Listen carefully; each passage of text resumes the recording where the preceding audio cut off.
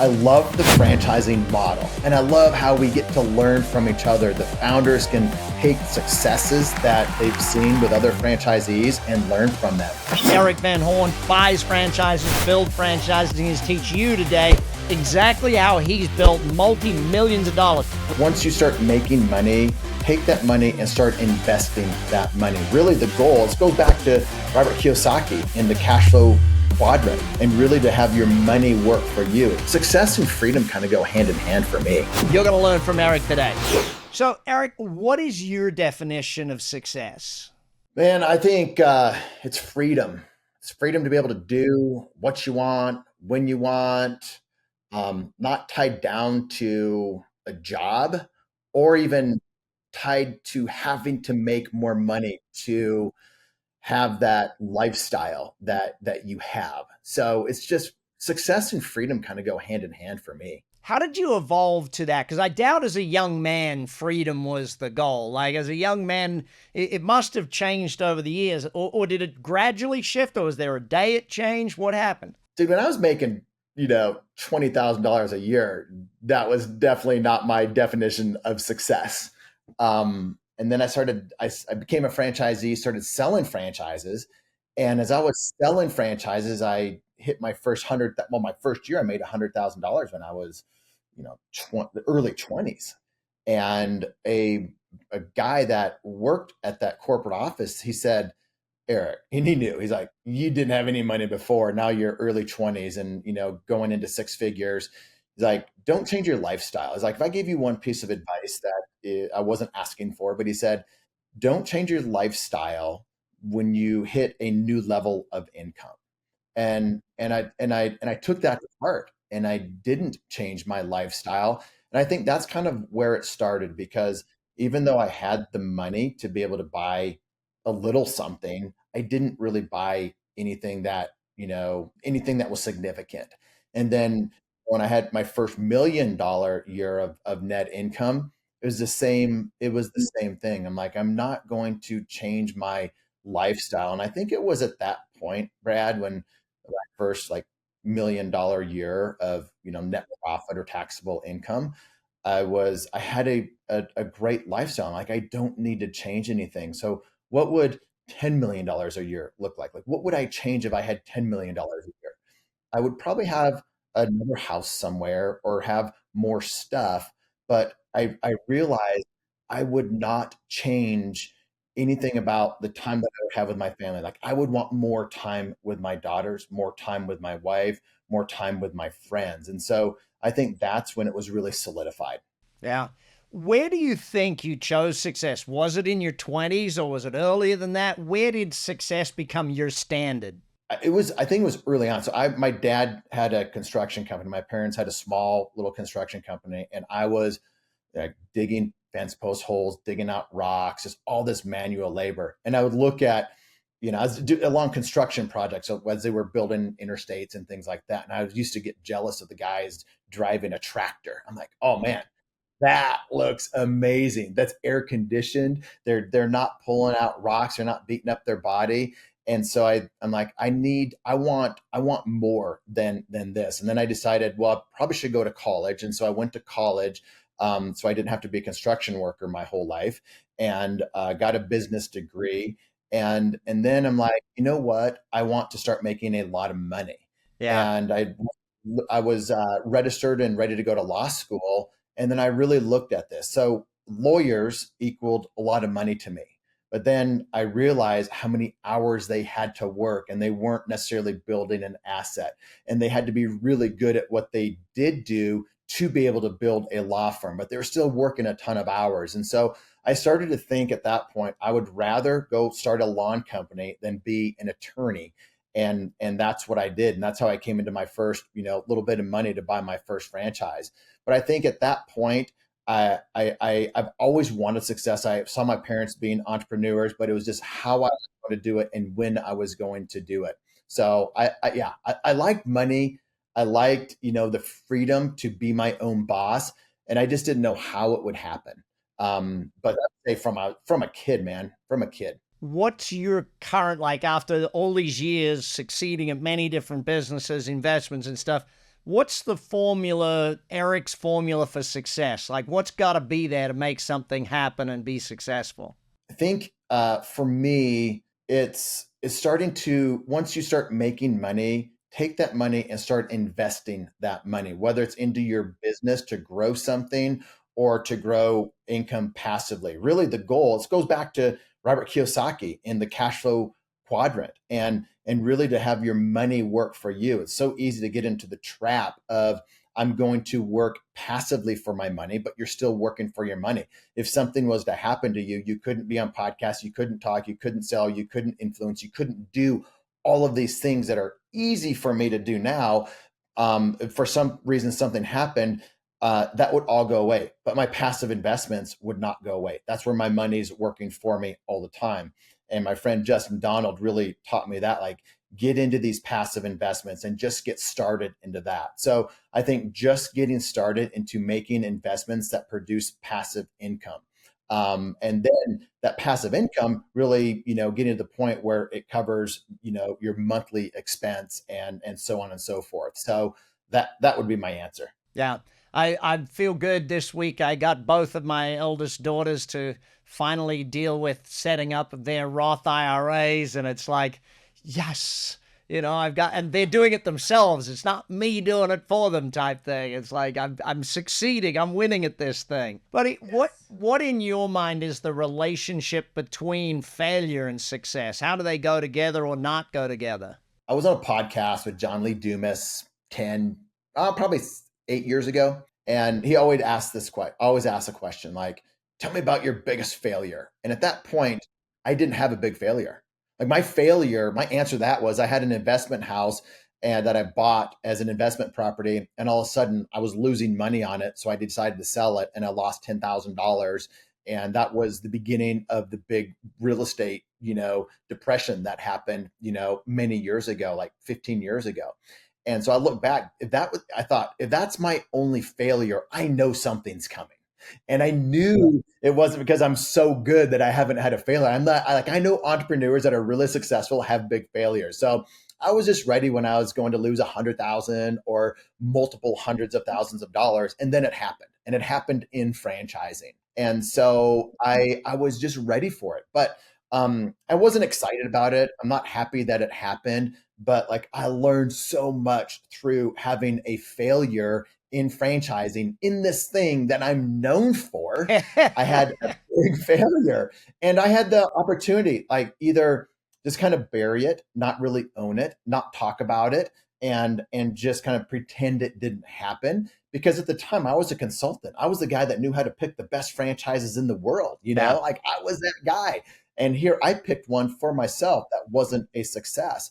And so I just owned up to it. And so I look back at that, and not only was it my failure, but now my failure could help so many other people. And it helped me at what I do because I started to do my business differently because of the failure that I had. So it made me much better today, as I have, like, the decisions that I make today aren't going to lose $100,000. They could lose multiple millions if I hadn't learned those lessons. So they go hand in hand. I don't love them, Brad. I don't love the failures, but I am not afraid of them. Yeah. So you didn't stop going into franchises. Didn't stop. And I've had a couple, I've owned like 7, 8 different brands as a franchisee or a franchisor. As a franchisee, I've had 2 big failures. Yeah. And some of it was my fault and some of it wasn't my fault. But I didn't give up. I learned from those. Like immediately, I'm like, I'm not blaming the franchisor. I'm not blaming all these outside circumstances for it. Like, where was my contribution to the failure? Yeah. And otherwise, it's like a failure, compounded by failing again, by not learning from it. Like, that's the worst thing that can happen. And I see so many people out there, they fail and they blame. And that wasn't me. Like, I'm going to fail, but I'm going to learn. You're on the Big Success Podcast. Erik Van Horn's going to take us into investing in franchises and the secrets to franchise success. There has never been a better time to become successful in life than right now. Creating success in your life isn't about chance. It's about learning what it takes to create a great life. And that's why Brad Sugar's put together 30X Life. You get his 30 years of success in 30 minutes a day for 30 days. You only get one shot at this thing called life. Let's build an amazing life for you. Erik, I got to ask, franchising, what got you into it? What keeps you in it? I started that little lawn business. I walked away from a job, fixing up a lady's lawn. And I walked away with a deal in my hand where I gave her $100. I had an option contract to buy her condo down by the beach with no money down, just assuming her 20-year mortgage. I didn't have $5,000 to actually to pay for the closing costs, which she wanted me to do. So I said to my parents, 50-50 partnership, we do this together.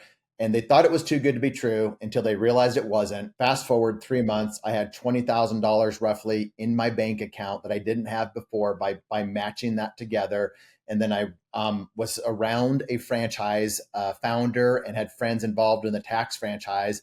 And I'm like, I'm going in. Like, these people, I want to be around them. They're learning, they're doing things, and I want to be around this. And a franchise seemed like a safer thing for me to do than doing something on my own. So I just went all in and then continued to grow that, had success, built that for 10 years, had a really good exit as a master franchisee in the Austin, Texas, and took it from 4 locations, sold it. And then the next 10 years, I did about 6 different brands, some as an area developer, some as a franchisee, all of them with partnerships, and then got into the franchisor side of things. So I love the franchising model.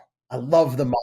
And I love how we get to learn from each other. The founders can take successes that they've seen with other franchisees. And a lot of times I was that franchisee, or I'd go find those top franchisees and learn from them.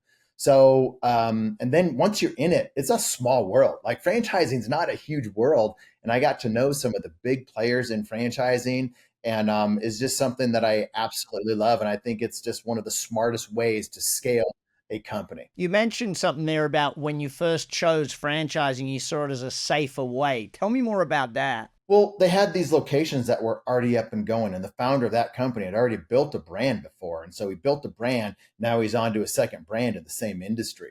And they had all these people there that, were going to tell you how to market, tell you what to do. And they had all the branding figured out. They had everything figured out, at least what I thought everything was figured out. Now, not everything was completely fleshed out. It was continuing to grow and evolve, but it was like I could just plug in. And then really what helped me understand that it on a different level than helping me is I can now partner up with an operations partner in franchising, and that franchisor can now train that person. I don't have to learn an industry, train a person, or a partner on an industry. I can have the franchisor do that for me. And so what I do now is I find successful franchisees in a successful franchise system, and we partner up together. I'll be the money, I'll invest. I'm fully passive, but we have a partnership like that. I wouldn't be able to do that to that level with a mom and pop company. And then to take that kind of full circle, I know there's going to be an exit as a franchisee someday in that particular business. Another franchisee is probably going to buy us out, or we're going to expand by buying other people out. So just seeing how all of that works, it's the easy button to be able to grow and scale. Whether you grow, scale, and sell, or just continue to grow and scale, it's the easy button for me. Yeah, I want to help people understand exactly that, because I think your philosophy and your strategy is genius. You go to a particular franchise and throw out any brand that you've done, and we'll give them a plug right here. Stretch Lab. We'll throw out Stretch Lab. Great. So Stretch Lab, you go in, you find someone who's great at running one location, and you say, hey, I'm going to give the money for us to buy multiple locations. You just got to run them, type thing. That strategy is genius, but you've taken it one step further. You're not only just finding successful people, you're finding other people that you can put into the business and operate and be your partner. Share with us, how did you come up with that? How did that happen? And what are some of the secrets to making it work? Because of a failure. Because I thought I could go into these semi-absentee franchises and just plug in an ops person and it would magically work like it's working for us there. So I realized, the brand is good. The brand makes money. It's a good market, But if I put in a paid employee, it's not going to have the impact in that business that it would if I had an actual owner in there, a partner that had a lot of skin in the game. So then I started to look at other, there were people that were in my mastermind. So I've got a mastermind for franchisees. They were successful StretchLab franchisees in my mastermind. They weren't partnered together before. They partnered together as they got to know each other in that system. I knew both of them. And I'm like, okay, if they can partner together and that partnership works, because not everybody can be a good partner. Yeah. They have a partnership that works and they want to grow and expand more. I want to be a part of that. So I went to them and like, hey, if I buy these territories and we put them into a portfolio, start a new company, and you guys operate it, how do we win? What's a win-win in this situation? And so there's multiple different ways to do it, but that's the essence of it. I saw good operators in a good brand that was making money, and they were top operators within that brand. They just needed help growing and scaling in terms of capital and some advising and different things like that. And they knew how to be good business partners. So all of those things were like, I want to do that. And so we're getting ready to we're going to open up at 10, 12, 15, 20 of these things. And then we'll see where it goes, because I have another friend, David Shuck, who has private equity behind him that's doing that in a similar way with Club Pilates. And Dave's a good friend. He started out at that same company, Brad, that I did, Liberty Tax, way back in the day. Dang. So you talk about franchising. I've got amazing friends that are doing really cool things in franchising that we were getting our teeth cut in franchising early on at Liberty Tax 20 something years ago today. And now so many of us are doing really cool things within franchising in all kinds of different areas. So yeah. Yeah. I got some guys and gals that have been with me 20 plus years that own multiple ActionCOACH franchises. They're now in Mosquito Joe's. They're in the Massage Envies. They're like, it's almost every dang thing. They just love franchising as well. Now, you've done area development and master franchise. Firstly, give people an understanding of what those two different types are, because some people might be brand new to franchising. So and that's evolved over the years. What I mean when I say area development, regional development, or master franchising, my definition of that is you buy a region, Austin, Texas, and that region can put 50 locations of a brand in there. For us, it was Liberty Tax. And so I bought that region as a master franchisee or as a regional developer. And my role was to sell franchises, bring in new franchisees, and support those franchisees as they open to help them be successful. So I paid a lot of money to buy that area. I would get half of the franchise fee and half of the royalty. So it was, and they had a 14% royalty. So we're getting 7% or 7 cents on every dollar. And then I started to understand, as I could just grow that area, the more that it grew, the less work that I had to do, because you get a franchisee that owns 3 locations. They open up one, and then that's a lot of heavy lifting. They open up a second one. They kind of do it on their own. They open up that third one or more. They don't really need your help, and they're just doing it. So as that region grew, it was less work that I needed to do and more money I was making. So it ended up being this passive income stream. But you take that's what I mean by area development, master franchise, regional developer. But then I started to understand that was my entry into being a franchisor, and to understanding the franchisor's role, and how I did really well there. But being a franchisor, you can do even better. But that was my entry into that part of franchising. Yeah, it's fun, Eric, because not a lot of people have played at every single level of franchising. So now as a ZOR, the franchisor, you're investing, you're picking companies that have a great concept or a great idea, and putting the funding and the knowledge behind them to be a great ZOR. What do you look for in a concept, or what do you look for in that thing to be something that you would invest in? One, the founder has to be amazing. Like if that founder says, hey, I just want to kind of be on cruise control, it's a hard no for us. Like an amazing founder that just wants to grow something, and they are going to be in the weeds, hustling to do whatever it takes to make that a success. That's one. And then we don't really look for Me Too brands. There's we're okay getting a brand that's kind of a Me Too, but we like things that are unique. They're maybe first to market, or they're in this new marketplace. And they have to have great unit economics. Like you put in the numbers of the P&L in item 19, and it really makes it makes a compelling argument like this is a good thing to buy. And so great numbers, great founder, and this a really cool concept with ways to be able to grow it.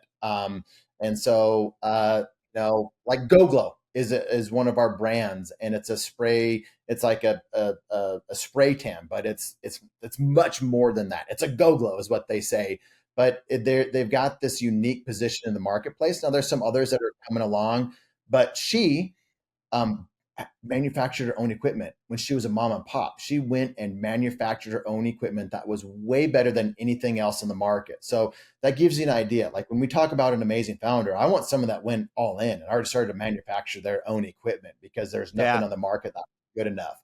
And now the franchisees have this access to this piece of equipment that makes it way better than anything else out there. So that's what I mean. Amazing founder doing really cool things and just all in on their business. You're on the Big Success Podcast. Subscribe for us. We'll be back. And Erik's going to talk to us about the difference between a good franchise and a great franchise and how you can be the great in that industry. Erik Van Horn is a leading franchise advisor and entrepreneur, known for his profound impact in the franchising sector. To learn more about Erik Van Horn, please visit scalablefranchise.com. And we're back. Big Success is here. Erik Van Horn is teaching us how. Erik, I got to ask the question, what in all of your years in franchising, what's the difference between those that are okay or good and those that go amazing, those that are really great? I think that they're just focused on franchisee success, not meaning they do everything that the franchisee wants, but they're thinking the filter is, how does this help our franchisees versus how does this just help us at corporate, or how does this help me as a founder? Like the decisions that are being made at the corporate office, at the founder level, how does this help my franchisees, whether it's getting discounts for them or creating systems or just creating a pool of successful franchisees to teach other franchisees how they deal with conflict resolution. But if they have that filter of everything that we do here at the franchisor level, how does this help our franchisees be successful? And it's not always money. Sometimes, Brad, it's like, let's put a technology fee in there. Let's charge them $1,000 a month to have a technology fee. And at first glance, we've talked to early founders and they're like, I don't want to put a technology fee in there. Well, what do you think is going to help a franchisee be incredibly successful?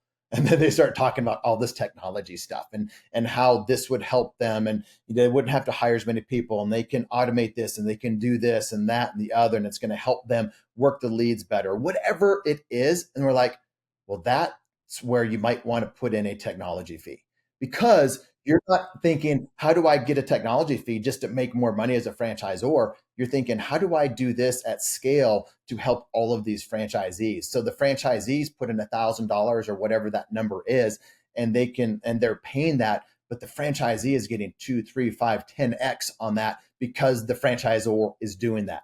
Now, not all franchisors have that mindset, but if they have that mindset of franchisee focused mindset, and how does this help a franchisee, and they implement a fee like that with the goal of giving the franchisee really good ROI on that, like that is a good mindset. And that's a franchisor that is making good decisions for their franchisees. Hey, just a quick one. When I look in the back end of this, something that's quite surprising to me, I noticed that it says that 82% of you who watch the channel regularly haven't hit the subscribe button yet. So one favor, click that button. If you've watched this show before and enjoyed it, just please click that button to subscribe, hit the notifications bell, and make sure you're part of it. Because as the show gets better, your success gets better. Imagine I'm a first-time person looking to invest in a franchise. Top 2 or 3 things I should consider. In terms of what? Like the brand, or I'm going into franchising for the first time. I don't really know what I'm doing. What should I be considering? You should be careful on who you get advice from, first of all, because there are going to be people out there that sell you anything and are going to tell you how great their thing is. So I would start to look at industries that are profitable industries, period. And if it's a profitable industry, meaning they're for sale on Biz by Sell. This particular industry is, and they have good P&Ls and business, and you can talk to a business broker, and they're actually selling these things as a mom and pop, and they're making money. Then go look at the franchise that's doing the same thing, but it's a franchise. And so now you know that one, it's an industry that makes money, and you also know kind of the kind of money that should make. And so what I mean by that is you start investigating the franchise, and they're telling you how you can make twice that amount. Maybe instead of making $200,000, you can make $400,000. And you're like, well, the industry standard's $200,000 off of $1 million of revenue. How can I get $400,000 off of this? So you start to understand that franchisor may not be telling you everything, or they might be, padding some of the numbers, or there might be something very unique about that thing. So I think you start to go into these industries that are interesting to you, and that will give you the lifestyle that you want. And then you're able to validate that with industry leaders in mom and pop businesses, see how the franchisor can make you better than being a mom and pop in that particular industry. Fantastic. So I don't know. That's not the standard. That's not the standard thing that you hear out there, but I figured that's an interesting way to go about it. Yeah. Let's flip it over for a second. You have your equity business as well, investing in companies and making investments. You touched on a little bit of that, but first thing, how do you pick a great partner to invest in? How do you pick someone to invest in? I think if that person's been a partner with somebody before, right, that says a lot. All my partnerships that have been amazing successes, they've been partnerships with other people before. And I think what makes an amazing partner is they're always going to put that business first. You have a business, and we'll just use mine, for example, Front Street Equity Partners. There's 4 of us partners in there. If people start making decisions, a partner starts making a decision, what's going to help them? They need money right now, so they want to pull more money out of that business, or they don't want to invest into something because they need the money for taxes or whatever it is. Or they want to sell it because for whatever reason, that's not best for the business. The best time to sell, the best time to invest more into it, the best time to make hires. They're looking out for themselves. That's going to be a partnership that's going to be a disaster. So I think you want a partner that aligned on making the decisions that are best for the company. A partnership that is like a board of advisors. And so if they start seeing themselves like, I'm an advisor to this business versus an owner of this business, then they are going to want to make the right decision for that business. So if they have experience doing that, or just start to get to know them without talking any business in general, get to know them as a person, get to know them as a friend, and start to understand how they think. And if they start to think like that, unselfish, then that's a good indication it's probably going to be a good partnership. Great. And what about then choosing a business to invest in? What are some of the criteria you guys have as a team that says, these are some of the things we look at to choose a business that we know is going to make us money? As a franchisee, that franchise that's been successful. As a franchisor, when we look at investing in franchisors, we want that founder ideally to have multiple locations of that business that has made money. They've already proven the concept, right? Yeah, and make money in different markets.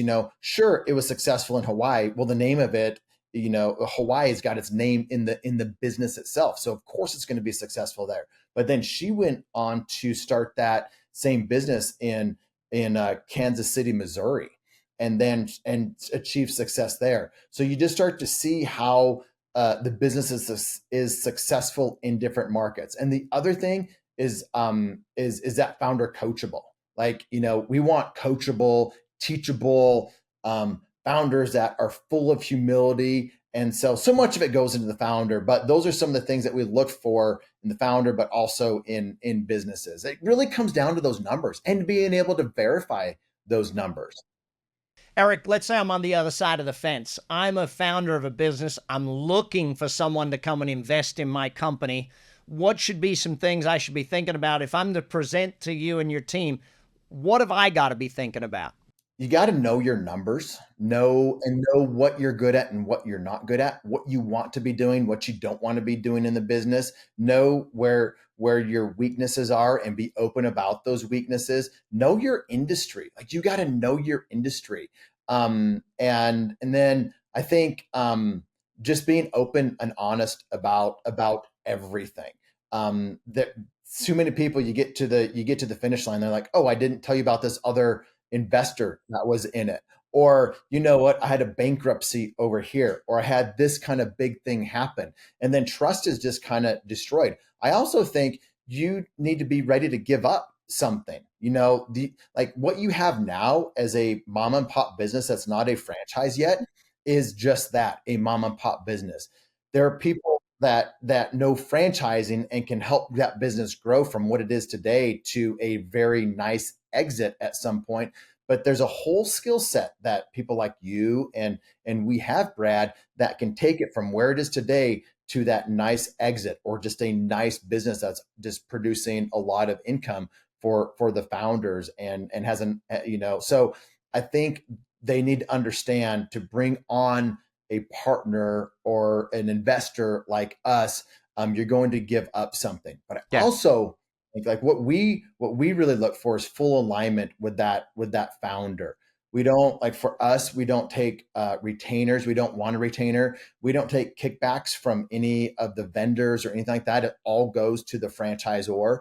And so we just like full alignment. And if they understand that full alignment, that we're working towards the same goal, and they're ready to give up a piece of whatever it is, some cash flow or some equity, then that's going to be a good match. And if that's not a good match, that's okay, because you can hire people that you're spending a lot of money for, to be able to give you some similar type advice. But it just, you got to know what you're looking for and what you're ready to give up to get to where you want to go. Multiple different ways to build a franchise brand. We're just one of those ways. Final area, the exit. What are some things I should really plan for or think about so that I do a great exit? How do I set myself up so that happens? And what time frame do I need to be thinking about to do that? I think some of these founders early on, like day one, they should be thinking, how do I protect my brand? We call it bubble wrapping the brand, protecting the brand, de-risking everything. So many founders give away huge territories. They give away a state or a city of Dallas, Texas to one person that will never develop that. So you've got to have, the territories need to be the right size for the franchisor and the franchisee. There needs to be a alignment there. You need to have the same contracts. So many people have a million different contracts for each franchisee. So then franchisees start talking about different contracts that they have. They're like, oh, you have a better one than I have. And then somebody comes to buy that thing, or they want to buy your brand, and they realize you have all kinds of different contracts. Or you sell big territories, like large, 20 unit territory deals to one person, and they never open them. Well, that's going to ding you. It's called sold but not open. You're going to get a lower valuation because you sold too big of territories and they're not opening. Your base of franchisees early on is so important. And I was just interviewing somebody on my podcast about this. Like, one of our brands, we've sold about 40 locations in the first 12 months in business. Most, like, the average comes out to about three territories per franchisee. These franchisees are franchisees of other brands. They're successful franchisees of other brands. And by successful, meaning they make money, but they have really good relationship with their franchisor. They make the brand better. So successful franchisees coming into a new concept, they know what they're getting into, because all emerging brands are emerging. There's going to be growing pains along the way. You just try to minimize those and mitigate them. And they are part of that brand. So, fast forward, we'll have, 40 locations open up, in not a long period of time, but they're opening up the right way with the right people. And then that brand can really grow fast versus selling 400 units its first year, trying to get all those open up. That's a big lift. We think growing smartly and then pouring gas once you have some of that initial success as a franchisor, then you are riding that growth curve up. And that's when, private equity gets really interested in that. And then you can sell for a higher multiple, because you're getting the ones open that you say you're going to open. You have a lot sold that are ready to get open, and all the contracts are the same. There's not a lot of risk involved with it. So a buyer will be like, this is a beautiful thing. And they will pay more money for that, 3, 4, 5, 6 years down the road. Love it. Erik, final question. What is your greatest advice you ever got, or the best quote you ever heard on the subject of success? I would say it's more recent. I read the book with Dan Sullivan, Who Not How, and I realized that's a lot of how I've had success in business. But he says success is not about finding the right strategy, but about finding the right person. And I'm a big believer in being around, hiring the right people that are smarter, more successful than me, better at the thing that they do. And that way, and then give them space to run and to do it. So solving problems with people that know how to solve the problem, that's what I love. That's what I'm about. And just getting around people in mastermind groups or EO or YPO or whatever it is, getting around people that are smarter than me, doing bigger things than me, and learning from them. And then all of a sudden, you're going to find out that you're in a group of peers all of a sudden. Then you need to get into a different room. So that would be my answer. Love it. Big success. We'll be back next week with more of your success. Erik Van Horn, follow, learn, study all his stuff. Success is coming your way. You've been listening to the Big Success Podcast with the #1 business coach in the world, Brad Sugars. To learn more about how to achieve business and personal success, as well as how to level up or listen to past episodes, visit www.bradsugars.com.